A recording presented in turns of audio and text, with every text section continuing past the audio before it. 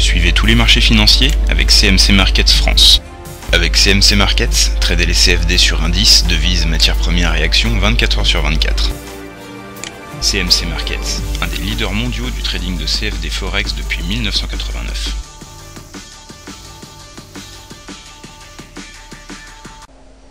Salut, c'est Trado. Voici la vidéo de mise à jour pour l'indice parisien et pour la Société Générale. Voilà où nous en sommes.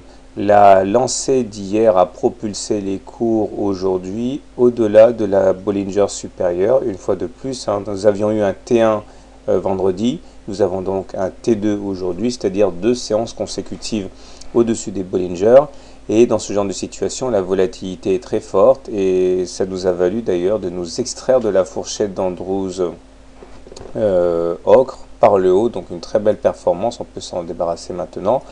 Et comme on l'avait dit la dernière fois, puisqu'on a terminé au-dessus des 76,36% de retracement Fibonacci, le niveau suivant, le plus probable, est d'aller chercher la base du mouvement baissier, les 100%, à savoir retracer jusqu'au 3273.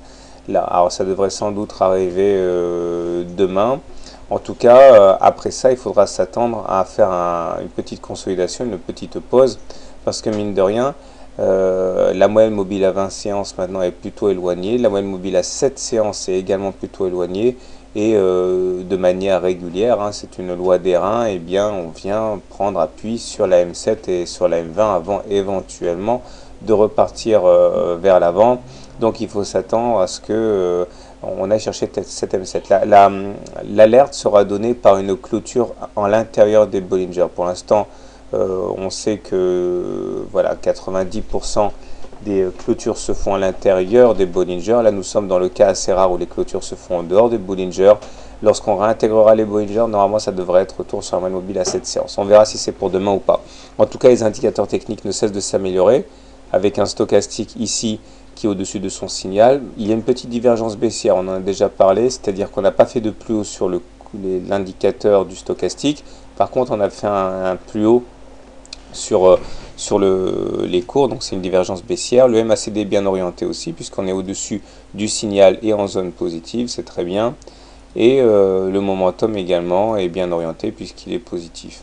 Je terminerai en disant que il ne faut pas se leurrer. On m'a demandé 2 ou 3 fois ce que je pensais du rebond en cours. Je préfère vous montrer, même si ce n'est pas la fin de semaine, regardez simplement où on en est au niveau des unités longues. Vous voyez que en hebdomadaire, on est pile poil en dessous de la moyenne mobile à 20 semaines. C'est-à-dire qu'on est toujours en tendance baissière en hebdomadaire. Et si on regarde le mensuel, voilà où on en est. Très en dessous d'une moyenne mobile à 20 mois baissière. Donc on est toujours en tendance baissière, il ne faut pas se leurrer par rapport à ça.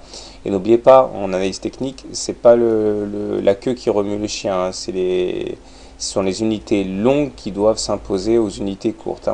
Donc maintenant, je vous propose une petite analyse de Société Générale. Juste avant, je voudrais vous rappeler, vous apprendre que j'organise un webinaire comme d'habitude, gratuit avec le support technique de CMC Markets.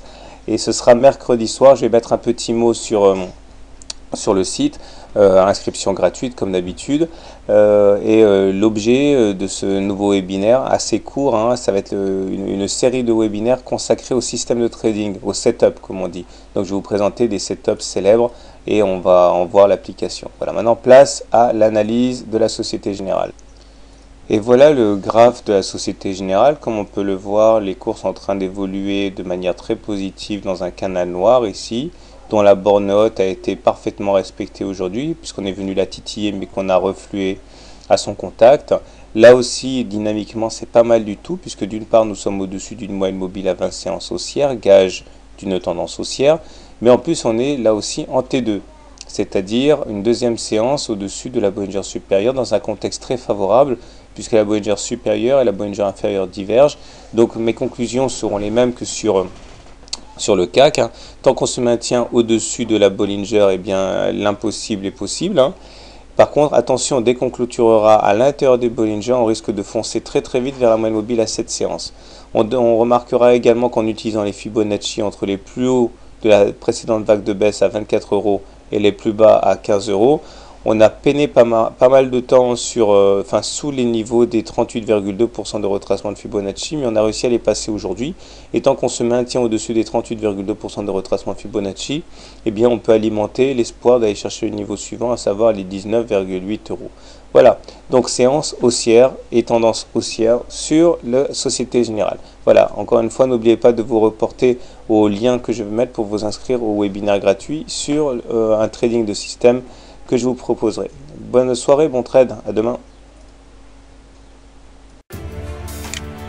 CMC Markets, un des leaders mondiaux du trading de CFD Forex depuis 1989.